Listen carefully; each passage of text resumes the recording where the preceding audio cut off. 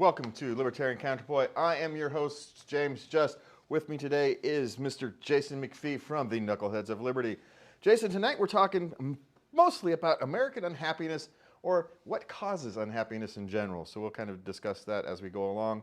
But we're going to start with colleges, the cost of college. College's cost will be up to $95,000 per semester, not a year, per semester in some of these colleges. And the schools are claiming that financial aid can numb the sticker shock. Well, yeah, if they're giving out grants, but if these schools are giving out grants, why the heck are they charging so much? Why not just lower the prices? Why have to do it with grants? And the government's new FAFSA website, government built a website again, and guess what, Jason? It doesn't work. The FAFSA website is an absolute mess. So if you're a college student and you having to face this, what are you going to do? You got $95,000 a semester. Let's just give them the benefit of the doubt. It's $95,000 for 2 semesters. We'll give some of these colleges the benefit of the doubt. And you're getting a degree that's worth less because as more degrees get handed out, it's just like anything else. The value of that degree becomes worthless. Not worth less, worth less. Let me be careful how I phrase that. I think for a lot of them, the unhappiness sets in once they leave college and realizing how much debt they have. That's when the unhappiness sets in. But I was thinking, man, we could have kicked off the show with just living in California is maybe the cause of unhappiness nowadays. That's last week's show, Jason. That's last week's show where we talk about California unhappiness. That's its own thing. But yeah, it's the cost of college has no relations to its value anymore. I mean, if you're in a handful of subjects, right? There's a handful of highly sought after subjects. But if you're the average college student, it's not worth $95,000 a year, especially if you have to go into any type of debt. Yeah. Well, and that's the key problem that we're facing in so many areas in society is that, as you kind of alluded to, price signals have become detached from all of these different products and services, whether we're talking healthcare, whether we're talking college. There's so much government distortion that people really don't understand exactly what they're getting themselves into in a lot of these things. And college is a key aspect there because you got to realize most students are sort of propagandized through K through 12 that you got to go to college no matter what, you're going to make money no matter what, and yeah, don't worry about the size of the loan, just take out those loans, and oh, by the way, you can't get rid of those through bankruptcy.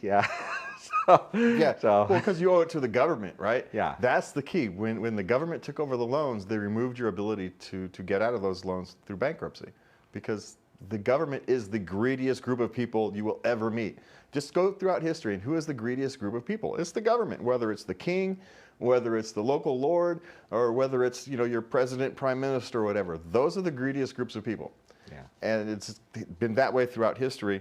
And now we've got colleges who, as we're going to talk about a little bit later, the administrative state of each college is essentially, the administration of the colleges is what's costing so much, and these students don't really realize the actual problem. That's part of the problem. These students, one, they're not given the proper education. They're not being told that, hey, you borrow these $50,000, $60,000, you're paying it back at, I don't know what the college, what's the college, you're having a daughter going to college, what's the interest rates for loans these years? We're just finishing high school, so yeah, you're in sticker shock is that sticker shock is starting to hit in. So what's the interest rate you'd pay if she had to get a loan?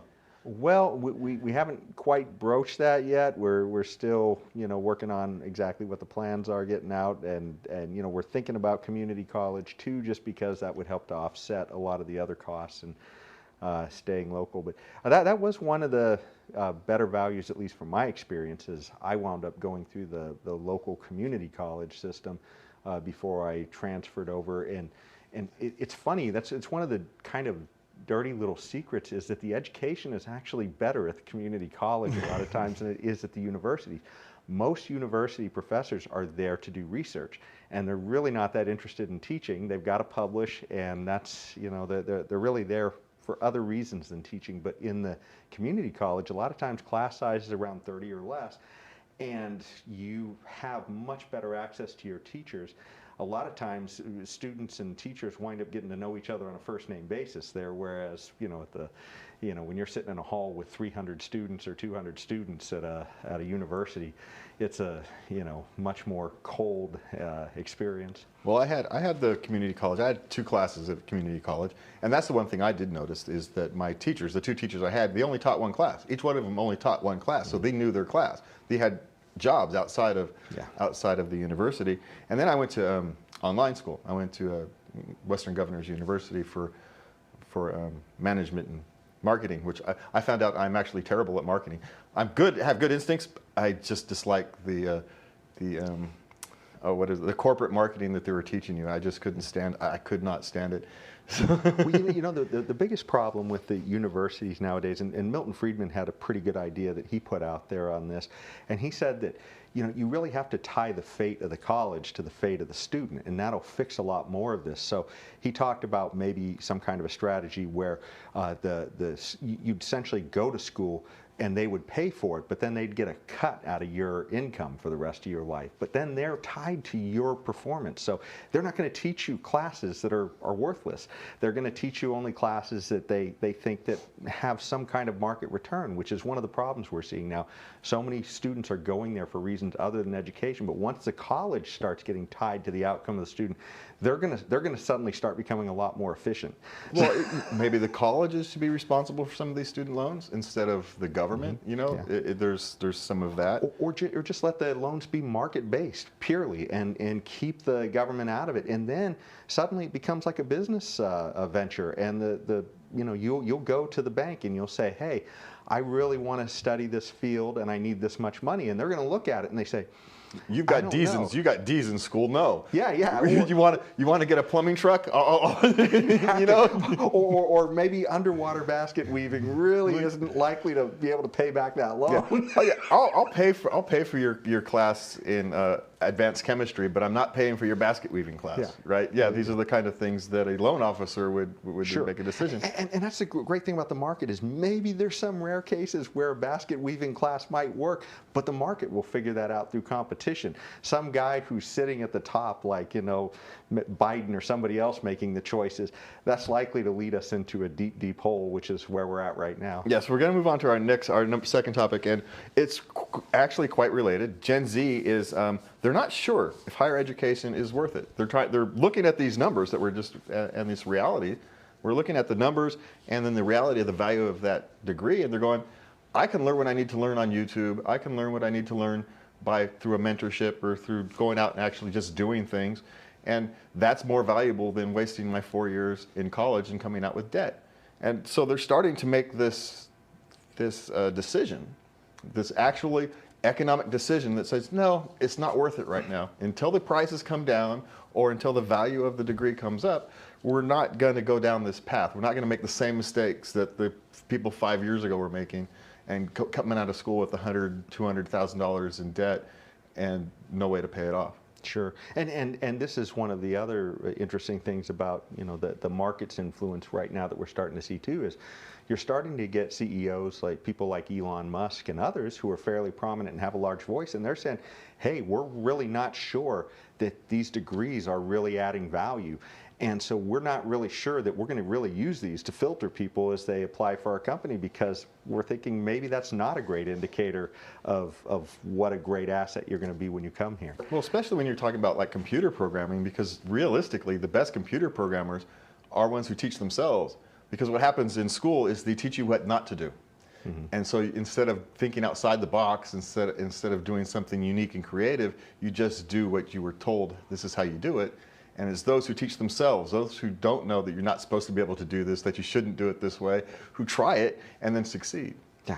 Well, and you mentioned what not to do, but they also tie on so many extra things of, I guess, extra baggage that you may never need in a lot of these degrees as well. I know one of the big things in California, both in high school and in college, is they have all these foreign language requirements. Now, for some people, a foreign language may be a great thing to do in college, and it may actually add a lot of value to some business degrees and other things. But to just say that, you make some top-down edict that every person needs to spend time. I mean, to me, the best second language to learn is mathematics. I think we'd all be a lot better if people came out essentially fluent in mathematics. Well, and the difficulty in that one is not everybody has as my German teacher in high school told me, you don't have a tongue for languages, right?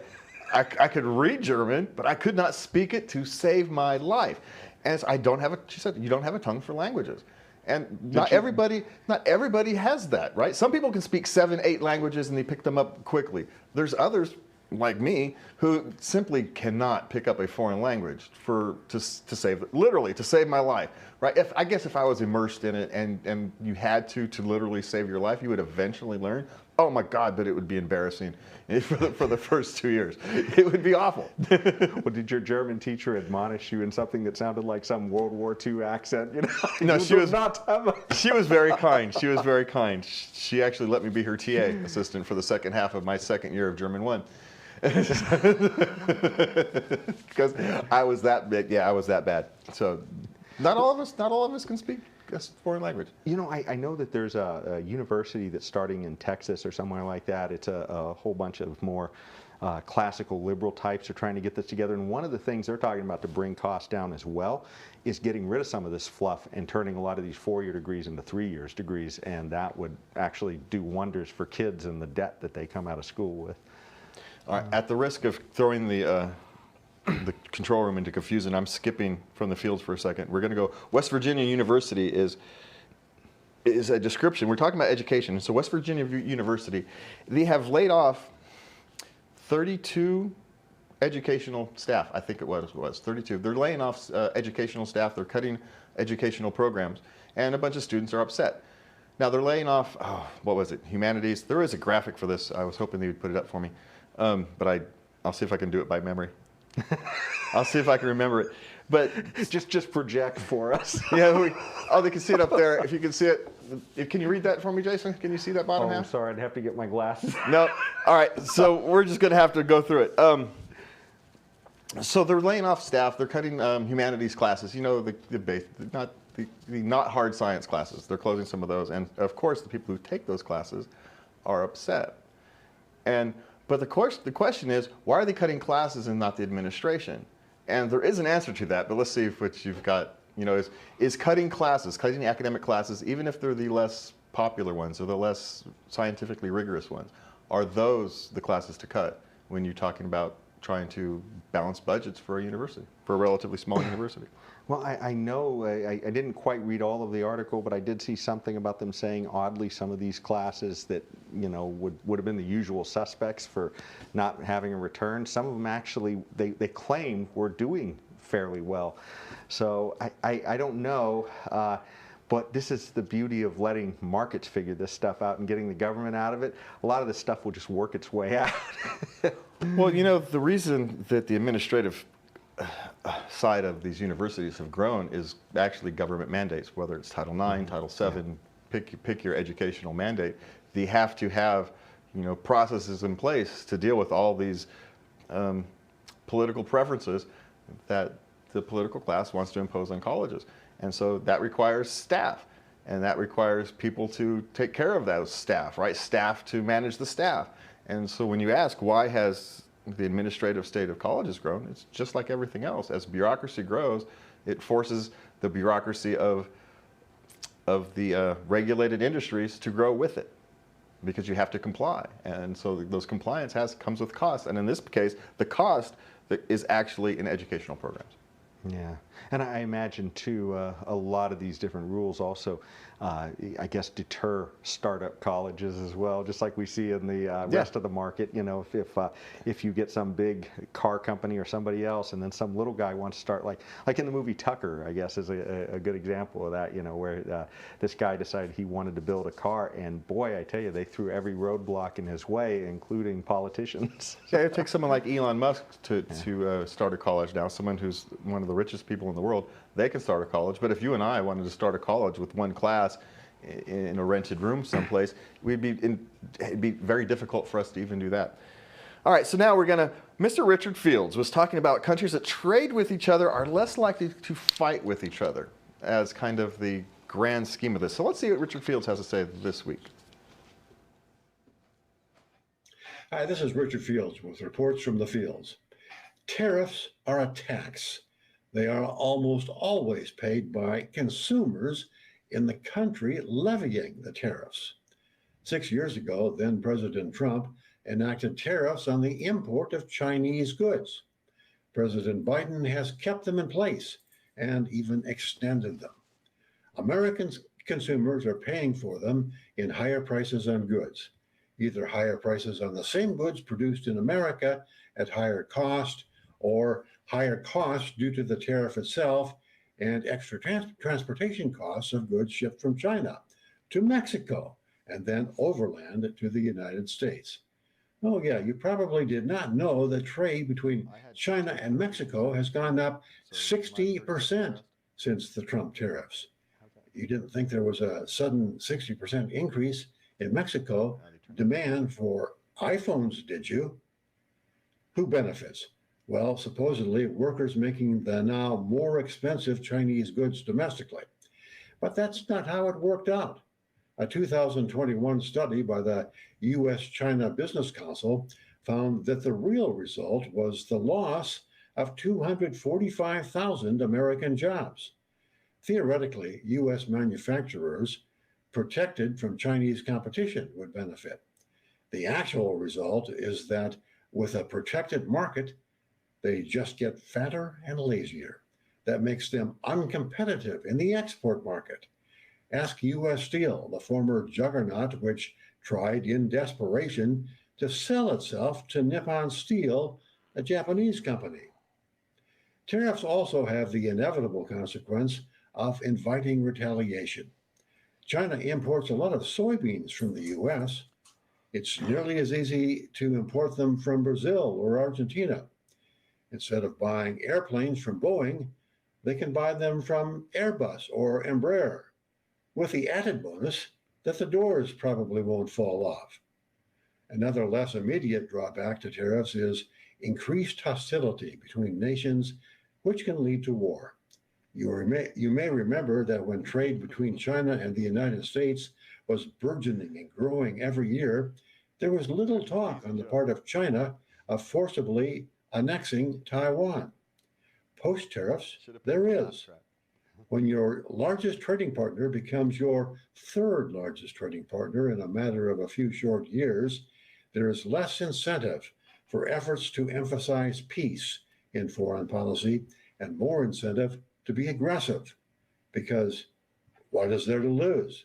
From China's standpoint, the United States is militarily overextended by its support for the wars in Ukraine, Israel, and the extended Middle East.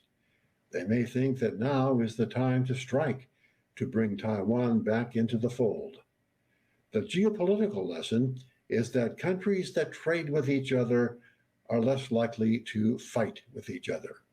When politicians are trying to build a coalition of the economically illiterate and the xenophobic, tariffs and trade wars can help get them elected. But that's only in the short run.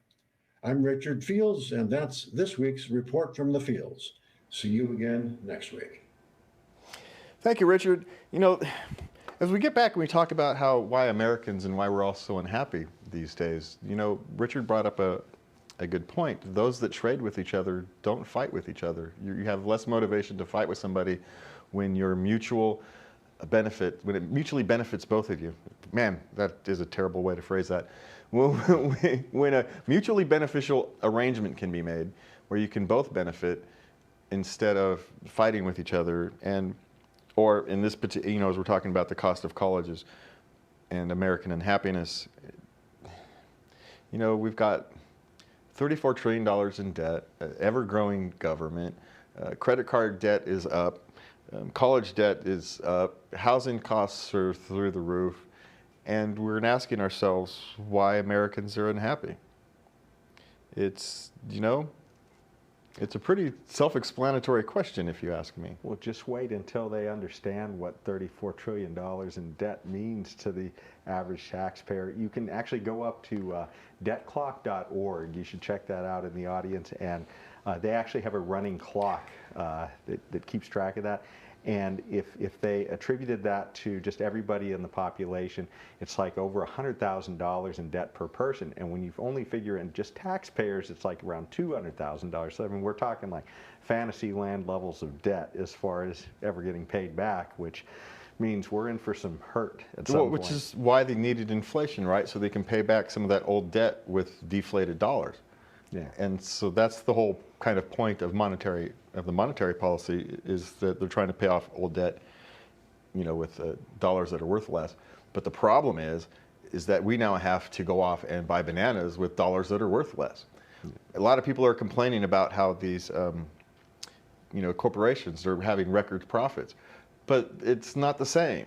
Because you might be having record profits, but if the dollar is worth less, you actually could be having less value out of those record profits than you would before. It's just like, if you have a $100,000 salary, last year you could buy all kinds of stuff with it. Now this year, because of inflation, you need $130,000 to have the same lifestyle.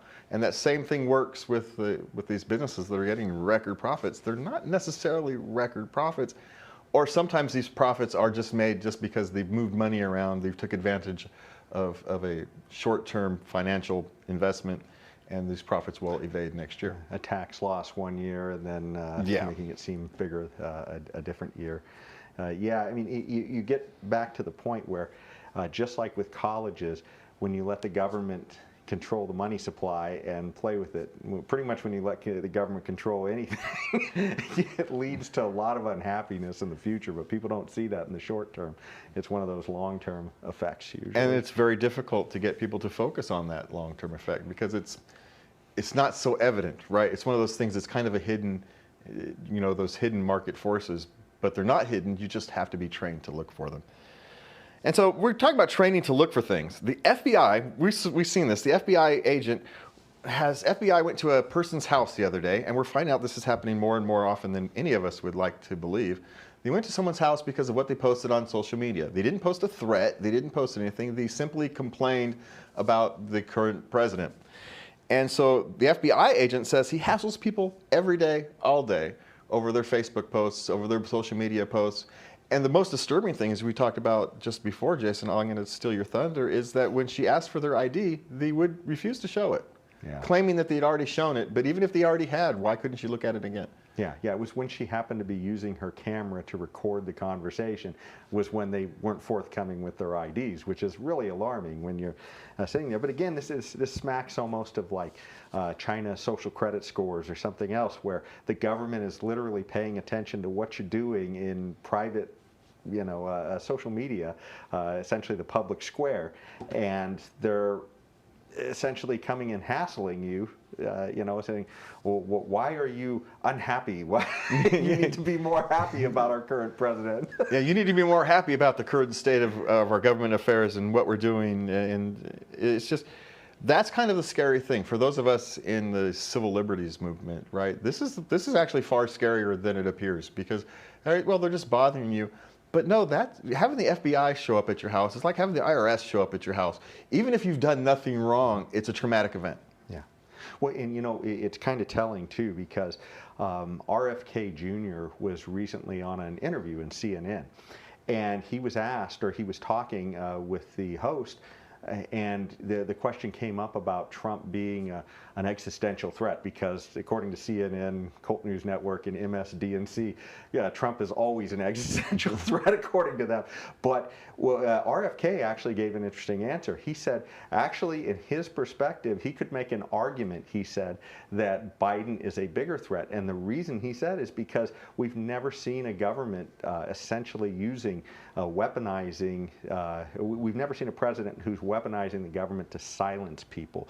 And that really is. I mean, we saw a Ministry of Truth at Homeland Security that almost happened. And if it wasn't for this Nina Jankowicz that they tried to put in there, who you might remember her from literally singing to Supercalifragilisticexpialidocious how she wanted to, what she thought were the threats of disinformation and misinformation. It was pretty alarming, and yeah. So. Yeah. All right, so we've got like 3.5 minutes, so we're going to move on to our last topic. There's been this sense that social media is driving a teen mental health crisis, whether it's TikTok, Facebook, pick your social media platform. But there's been a growing sense that social media is part of a problem with this mental health crisis with kids. But the reality is the data doesn't back that up. And for those of us who study kind of human history, there was a time when this same thing that they're saying now about social media is harming kids. They said it about books. They said it about radio. They said it about rock and roll. They said it about movies and TV. And so now this is just the latest version of the fear of, you're fearing that they're going to learn something. I don't know what people are afraid of. Yeah. But it has never worked out in history that this is the problem. Yeah. That the modern communication is the problem, right? Whether it's a telephone, everything has been the cause of young people angst. But yet the reality is youth is always in angst. It's because you're transitioning from a child to an adult, and it's very difficult and scary. Yeah. Well, it's funny, it does make me think back to that story about the Gutenberg Bible. And one of the things that at least as this story goes, as I've heard it, that the church was worried about is when everybody is able to read the Bible for themselves, and they don't have to have it dictated to them. And so that was considered to be, I guess, one of the things they were really concerned about, is to have that translated into the common tongue. So yeah, because you don't want people thinking for themselves. So that's really what it is. The problem is that us old people forget to realize that we went through this. We forget that we went through the same problems, right? That we had the same issues. Yes, they're different, but they're not, right? History doesn't repeat itself, but it does echo, right? And so while it's not the same, the details are different, but the fundamentals underneath are really the same. These kids are having to adapt to new technologies, to new ways of communication, to a lifestyle that we as old people don't know how to help them navigate, because we're learning too. Mm-hmm. And they're actually going to be the ones who navigate it, who are going to be learned to navigate this new world, not us. Well, I think it's our problem, I think. It's not theirs. Well, I think what it comes down to a lot of times is, as long as people are left to face the cost of their choices. Some people will make bad choices with all this stuff, but then they will be lessons for everybody else to help keep everybody else on the straight and narrow. And that's literally how we've evolved as a society. We don't need some big planner to set it up for us. We can all just sort of go based upon what we saw of the lesson of the past, or the recent past. Yeah, the real dangers of this is that it continues the victimization. Right, you're teaching these young kids that they're victims of social media, and that's not good for their long-term mental health. All right, we are out of time. Thank you, Jason, for being here with you. Thank you, Inside, for working so hard tonight. And we want to thank you for watching. Please remember to love everybody, and good night.